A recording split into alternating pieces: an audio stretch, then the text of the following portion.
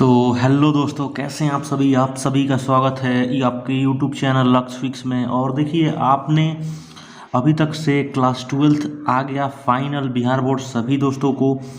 और अभी तक से जो लोग भी मेरे प्यारे मित्रों, जो लोग भी नई पढ़ाई की हो, तो आपके लिए एकदम जीरो से हीरो का तक का सफ़र तय करने वाले हैं। और ये जो सवाल और जो इम्पोर्टेंट टॉपिक जो 10 नंबर आपके क्लियर ही कर देंगे, बिहार बोर्ड में 10 पॉइंट ये क्लियर कर देंगे 10 नंबर के। यहाँ से 10 नंबर के सवाल उठने वाले हैं और आपको चैप्टर वाइज से भौतिकी का कराया जा रहा है। तो ध्यान से सुनिए सभी लोग, क्योंकि सभी लोग जानता हूँ कि बेचारे बेचैन होंगे कि क्या पढ़ूँ। तो आपको वही पढ़ाया जाएगा जो कि पेपर में जाके छपेगा, जो वहीं पढ़ाया जाएगा जो जाके पेपर में वहीं में मिलेगा। तो पेपर में आपको फाड़ने के लिए हमारे चैनल्स को सब्सक्राइब पहले तो करना पड़ेगा, ठीक है। तो चलिए देखते हैं यहाँ पे सबसे पहले पहला पॉइंट है आवेश क्या है। मेरे भाई सबसे पहले तो ये चैप्टर 1 का है और चैप्टर वाइज विद्युत क्षेत्र का हम लोग टोटली पढ़ने वाले हैं, ठीक है। आवेश क्या है, सबसे पहले आवेश जानेंगे कि है क्या। देखिए, जब कोई वस्तुओं को आपस में रगड़ते हैं, कोई भी चीज़ है, जैसे किसी भी चीज़ पर, जैसे ये मेरा पेन है, ठीक है। अब मेरे पेन को अगर आप ऐसे लगातार यहाँ पे रगड़ दूँ, ठीक है, यहाँ पे मैं रगड़ता रहूँ, तो यहाँ पे इस पेन में क्या होगा कि एक इतना गर्म हो जाएगा। क्योंकि जानते हो कि हर चीज़ हमारा परमाणु जो कि इलेक्ट्रॉन से बना होता है, क्योंकि इलेक्ट्रॉन का स्थानांतरण होता है। इतना तो आप लोग पढ़ लिए होगे, जानते होगे। इसी की वजह से गर्म होता है, इलेक्ट्रॉन अपना जगह छोड़ता है, दूसरे जगह पे पहुंचता है, ठीक है। तो उसके वजह से उस वस्तुओं को, दो चीज़ों को, अगर यहाँ पे एक छोटा सा मान लीजिए मेरा एक बॉल है और ये मान लीजिए एक छोटा सा कंबल है, बॉल में लगातार कंबल से मैं लड़ाता रहूँगा, कंपन कराता रहूँगा, तो बॉल में इतना रगड़न हो जाएगा, बॉल इतना मतलब गर्म हो जाएगी कि आपको मतलब महसूस होगा कि हाँ, यहाँ पे आवेश हो रहा है, आवेश का स्थानांतरण हो रहा है। तो आवेश का परिभाषा सिंपल में आपको बिहार बोर्ड के परीक्षा में कुछ नहीं लिखना है। जो जानता भी नहीं है, जो एकदम पूरी तरह से जीरो है, क्या है, जीरो है, फिर भी यहाँ पे आपको 70 में हमारे यहाँ से 60 नंबर लेके आऊँगा। और यहाँ पे पूरा वीडियोस को अंत तक 2 फरवरी तक एकदम देख लेना है। आपको कितने तक देखना है, 2 फरवरी 2022 तक ये वीडियोस चलेगी। और हर टॉपिक से, हर चैप्टर से भी चलेगी और हर विषय से। इंग्लिश का भी आएगा बहुत जल्द, मैथ्स का भी जरूर आएगा। और ये ऐसे टाइप के समझाने का कमेंट बॉक्स में ज़रूर दीजिएगा। चलिए देखिए, जब कोई दो वस्तुओं को आपस में रगड़ते हैं तो एक वस्तु ऋण हो जाती है और दूसरी वस्तु धन होती है, क्योंकि वो रगड़न से वहाँ पे छूट जाता है और दूसरा पे जहाँ पे जमा होता है वहाँ पे ऋण आता है। तो जहाँ से इलेक्ट्रॉन, मान लो यहाँ से इलेक्ट्रॉन छोड़ देता है और जहाँ पे जमा करेगी तो जिस जगह को इलेक्ट्रॉन छोड़ा है वहाँ पे धन आ जाएगा, और जिस जगह पे चला गया तो वहाँ पे ऋण आवेश आ गया। ऋण आवेश को ही हम लोग जानते हो मित्रों, ऋण आवेश को ही क्या बोलते हैं, बताइए सभी लोग। ऋण आवेश को ही क्या बोलते हैं, जल्दी से सभी लोग बताइए। इलेक्ट्रॉन बोलते हैं। ऋण आवेश मतलब यही ना, इलेक्ट्रॉन। और इलेक्ट्रॉन का ये किस चीज़ का दिशा होता है, माइनस का। और इलेक्ट्रॉन का मान कितना होता है, जल्दी बताइए। क्योंकि आवेश का मतलब क्या, इलेक्ट्रॉन। क्या होता है आवेश मतलब, इलेक्ट्रॉन। तो एक आवेश का मान बताइए सभी लोग। पूछा जाता है कि एक आवेश में कितना मान होता है, कितना, तो 1.6 गुणा 10 के पावर -19 कूलम। क्या होता है, 19 कूलम। ये बात क्लियर है कि नहीं, पहले आवेश का क्लियर कर लिए सभी लोग परिभाषा।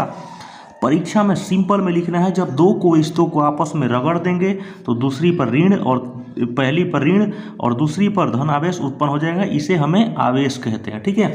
चलिए, आवेश का सूत्र और बीमा क्या होता है ये हम लोग जानना चाहेंगे। देखिए, आवेश का सूत्र होता है, आवेश को पहले हम लोग क्या करते हैं कि आवेश का कैसे प्रदर्शित करते हैं, आवेश को छोटा वाला क्यू से। किससे करते हैं, छोटा वाला क्यू से।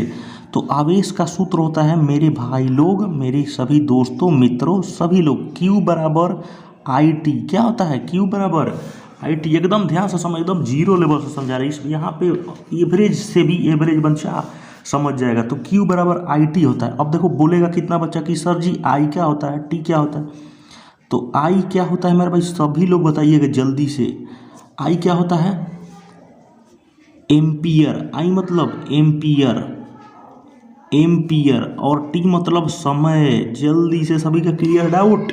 आवेश मतलब यहाँ पे विद्युत धारा और इनटू समय, और विद्युत धारा का एम्पियर होता है। जल्दी से बताइए, सभी का क्लियर है डाउट। तो विद्युत धारा का मात्रक हो जाएगा Q बराबर IT से धारा का मात्रक एम्पियर, और यहाँ से क्या हो जाएगा समय। क्लियर है सभी को? नहीं समय क्लियर है तो Q बराबर IT यहाँ पे सूत्र लिख देना है वहाँ पे परीक्षा में, ठीक है। अब देखिए यहाँ पे बीमा भी, कितने लोग बच्चे बीमा बहुत आता है, बीमा भी बताइए। बीमा का निम्न में से धारा का विद्युत आवेश का बीमा क्या होता है। देखिए इसका एक और सूत्र होता है, इसका मात्र बता देता हूँ, एम्पियर। तो यहाँ से क्या होगा बताइए, एम्पियर इंटू समय होगा कि नहीं, Q बराबर IT का सूत्र से। तो एम्पियर समय को ही एक और नाम से बोला जाता है कूलम्ब। क्या होता है? कूलम्ब, ठीक है। तो आवेश का मात्रक कूलम होता है, चाहे कूलम इंटू समय, एम्पियर इंटू समय, ठीक है। सभी का दो यहाँ पे सूत्र बता हो गया। क्या क्या आवेश का क्या क्या सूत्र आवेश का क्या क्या हो गया। यह पहला हो गया कूलम, एक कूलम, ठीक है, कूलम। क्लियर है बात सभी को? अब देखिए बीमा क्या होता है इसका। बीमा हम लोग जानते हैं, देखिए Q बराबर IT होता है कि नहीं, सभी लोग बताइए। अभी जस्ट बताया सूत्र में Q बराबर IT होता है, I होता है ये हमारा धारा और T समय, ठीक है। इसी से हमारा कूलम निकला और एम्पियर समय हुआ। लेकिन यहाँ पर बीमा कैसे निकलते हैं सभी को तो पता नहीं होगा। तो देखिए एम्पियर का A ही होता है बीमा, ठीक है, और समय का T, तो हमारा क्या हो जाएगा AT। और जानते हो कि बीमा को हमेशा कोई भी टीचर पढ़ाए होंगे, लेकिन ये जरूर बताए होंगे कि ब्रैकेट में लिखना है, ठीक है। तो सभी को बिंदु भी आ गया हमारा। महत्वपूर्ण बिंदु क्या है भाई, सबसे पहले देख लीजिए, आवेश का सबसे बड़ा मात्रक क्या होता है। सबसे मोस्ट इंपॉर्टेंट है मेरे भाई। तो आवेश का सबसे बड़ा मात्रक हमेशा याद रखना, फराडे। क्या है? फैराडे। देखो ये परीक्षा बिहार बोर्ड के परीक्षा में एकदम गिरेगा ही गिरेगा, एकदम टारगेटेड क्वेश्चन लेके आया हूँ। ये 3-4 साल से रिपीट कर रहा है, 2017 से ही 21 तक चल रहा है, लगातार प्रश्न आ रहे हैं। आवेश का सबसे बड़ा मात्रक फराडे, और सबसे छोटा क्या होता है, फ्रैंकलिन। किसी को पता नहीं होगा, मैं बता दे रहा हूँ अभी, फ्रैंकलिन। जाके आपका 10 नंबर पक्का कराऊंगा ही कराऊंगा। हमारे 10 नंबर आपका पक्का होगा, यहाँ से 10 नंबर का एकदम पक्का होगा। आप बस हमारे साथ बने रहिए। तो आवेश का सबसे बड़ा मात्रक फराडे, आवेश का सबसे छोटा मात्रक फ्रैंकलिन। एकदम रिवाइज करते जाइए, वन शॉट में एकदम हड़ाहड़ रिवाइज करते जाना है, ठीक है। चलिए क्या है भाई, तो कूलम्ब साहब का नियम जानते हो कि यहाँ से 3 नंबर के सवाल बनेंगे ही बनेंगे। अगर ऑब्जेक्टिव में आ गया तो 3 नंबर के सवाल बनेंगे ही बनेंगे, इसमें कोई दो राय नहीं है। चलिए हम लोग कूलम्ब का नियम कहता क्या है कि इस नियम के अनुसार दो स्थित वस्तु है, दो स्थित जानते हो कि दो स्थित, मान लो 2 स्थित आवेश है, ठीक है, और इस पे लगने वाला दोनों माध्यमों को के गुणनफल, इन दोनों के गुणनफल और इन दोनों के आवेशों में के पास एक दूरी होगा कि नहीं। इस दूरी को हम R से करते हैं, ठीक है, और इनको Q1 एक दे देते हैं, Q2 अनुक्रमानुपाती होता है, और उनके बीच की दूरी की व्युत्क्रमानुपाती होती है। ये तो सभी को याद हो गया होगा मेरे भाई, अभी तक से सभी को याद होगा कि इस नियम के अनुसार, यहाँ पे मैं रटवाना चाहता हूँ कि आपके दिमाग में घुसते जाइए हमेशा। यहाँ पे फटाफट कूलम्ब का नियम कैसे याद करेंगे, जल्दी देखिए, हमारे साथ बनते रहिए। देखिए इस नियम के अनुसार फटाक से लिखना है किन्हीं दो वस्तुओं के बीच उनके आवेश पर लगने वाला बल, ठीक है, आवेश पर बल लग रहा है और दोनों आवेशों के मात्राओं के गुणनफल होगा, ठीक है, Q1 Q2। गुणनफल मतलब Q2 Q2, Q1 Q2, और उनके गुणनफल के अनुक्रमानुपाती होता है, ठीक है। अनुक्रमानुपाती मतलब डायरेक्ट प्रोपोर्शन, मतलब समानुपाती, और उनके बीच की दूरी के व्युत्क्रमानुपाती होता है, बीच के दूरी के व्युत्क्रमानुपाती, तो दूरी के वर्ग के होता है, ठीक है। यहाँ पे दूरी के वर्ग के R² होता है ना, दूरी के वर्ग के। यहाँ पे डिफिनेशन में थोड़ा सा मिस्टेक हो गया, दूरी के वर्ग के, ठीक है, दूरी के वर्ग, क्योंकि दूरी के वर्ग होता है। तो F ये जो बल है Q1 Q2 दूरी के वर्ग के व्युत्क्रमानुपाती। सूत्र क्या क्या होता है, कूलम्ब का सूत्र क्या होता है भाई, तो F बराबर के Q1 Q2 बाई R² होता है। ये तो क्लियर है सभी को, क्योंकि ये एक के क्या है, आप कहोगे कि सर जी ये के कहाँ से आ गया, तो देख रहे थे कि वो सूत्र था ना, कूलम्ब के नियम के अनुसार F क्या था, दो आवेशों के समानुपाती था और उसके दूरी के वर्ग के व्युत्क्रमानुपाती, क्योंकि वर्ग से मतलब दूरी से बल का क्या है रिलेशन, मतलब संबंध क्या है, व्युत्क्रमानुपाती। लेकिन यहाँ पे तो यही हटा, जो प्रोपोर्शन हट गया ना तो के आ गया। ठीक है, तो Q1 Q2 by are square. के क्या है भाई, तो एक नियतांक क्या है, एक नियतांक हमेशा याद रखना है। अब कहोगे कि सर जी के का मान क्या होता है, तो के का मान होता है 1/4 पाई एप्सिलॉन नॉट। ठीक है, अब कहोगे के का मान, के का सूत्र भी आता है हमेशा, के का हर जगह न्यूमेरिकल बनाओगे तो सूत्र आएगा के बराबर 9 × 10⁻⁹ होता है के का मान। ठीक है, अब देखो एप्सिलॉन नॉट क्या होता है, यहाँ पे एप्सिलॉन नॉट है 1/4 पैसो। एप्सिलॉन एक निर्वात की विद्युतशीलता है, क्या है, निर्वात की विद्युतशीलता। आप कहोगे एप्सिलॉन नॉट का एप्सिलॉन का बीमा और मान। एप्सिलॉन एक निर्वात की विद्युतशीलता है। आज पूरा क्लास मतलब चैप्टर 1 खत्म नहीं करेंगे, बस छोटा छोटा टॉपिक आपको कटवा रहे हैं, जिससे यहाँ से 10 नंबर पक्के बनेंगे ही बनेंगे। तो एप्सिलॉन नॉट क्या है, एक निर्वात की विद्युतशीलता है। और एप्सिलॉन नॉट का मान क्या होता है 8.85 × 10⁻⁻12। एकदम इसको याद रखे रखना है मेरे भाई, इस वैल्यू को एकदम याद रखे रहो, फिर फंस जाओगे। 8.8 एकदम अभी ही याद करो जल्दी से, 8.85 × 10⁻⁻12।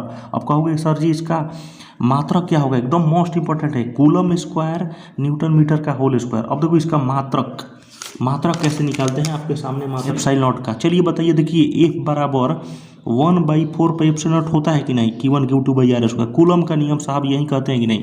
इस एप्सिलॉन नॉट आर स्क्वायर को होने लेके चले जाओ, F 4 pi epsilon not R square है, सब चल जाएगा कि नहीं उधर F के साथ, Q1 Q2 बचेगा कि नहीं। एप्सिलॉन नॉट का ना माननामा निकालना है। ये 4 पाई बेचारा कांस्टेंट है कि नहीं, मतलब ये नियत है, इनको तो हमें नहीं ले के जाना है, तो एप्सिलॉन नॉट को रहने दो। Q1 Q2 आप बाटा एफ आर स्क्वायर। बताओ ये क्लियर है कि नहीं। अब बताओ ये Q क्या है, दोनों आवेश ना है, तो आवेश का मात्रकवा होता क्या है भाई मेरे पास, जल्दी से बताओ। कूलम होता है ना, तो कूलम 2 कूलम हो गया, तो कूलम स्क्वायर बताओ क्लियर है कि नहीं। कूलम का स्क्वायर हयो कूलम, तो कूलम का स्क्वायर होगा कि नहीं, बताइए सभी लोग। ये बल है, तो बल का मात्रक क्या होता है न्यूटन, तो एन से लिख दो। और ये दूरी है, तो दूरी को किससे नापते हो, मीटर से ना, तो मीटर का स्क्वायर कर दो, तो कूलम स्क्वायर पर न्यूटन, क्योंकि एन चल जाएगा ना तभी ना पर न्यूटन होता है, आप पर मीटर स्क्वायर। बताओ ये सबसे मोस्ट इंपॉर्टेंट है कि एप्सिलॉन नॉट का मात्रक सभी लोग बताइए, एप्सिलॉन नॉट का मात्रक सभी बताइए। तो कूलम स्क्वायर पर न्यूटन पर मीटर स्क्वायर, सभी लोग क्लियर है। अभी जस्ट बताया हूँ कि इसका मान करता हूँ 8.85 10⁻⁻12। अगर मात्रक पूछ दिया तो ये है मेरे भाई, जल्दी से अभी फटाफट याद कर लो, आपका 1 नंबर का काम कर दिया हूँ। 1 नंबर का काम अभी खत्म हो गया है। 8.85 इसका मान आ गया, तो 10⁻12। और मात्रक पूछ दिया कि एप्सिलॉन नॉट का मात्रक बताइए, कूलम स्क्वायर पर न्यूटन पर मीटर स्क्वायर। और कैसे निकालते हैं देख लीजिए। ठीक है, सभी का डाउट क्लियर है मेरे भाई, सभी लोग डाउट क्लियर है। तो आज के लिए इतना ही रहने देते हैं, ठीक है, और आगे बढ़ते हैं, नए वाले टॉपिक फिर से कल लाएंगे। तो धन्यवाद।